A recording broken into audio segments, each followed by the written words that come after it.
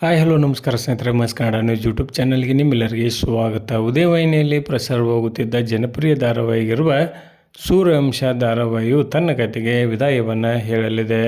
ಇದಕ್ಕೆ ಪ್ರಮುಖವಾದ ಕಾರಣವಾದರೂ ಏನಿರಬಹುದು ಎಂಬುದನ್ನು ಇಂದಿನ ವಿಡಿಯೋದಲ್ಲಿ ತೆಗೆದುಕೊಂಡು ಬರೋಣ.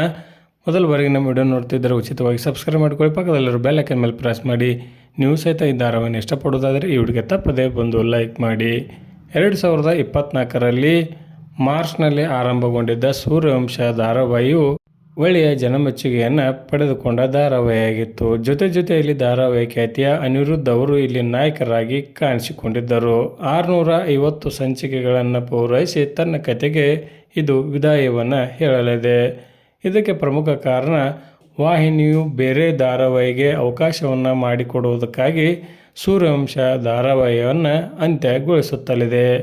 ಮಾರ್ಚ್ 21ರಂದು ಅಂತಿಮ ಸಂಚಿಕೆ ಪ್ರಸಾರವಾಗಲಿದೆ.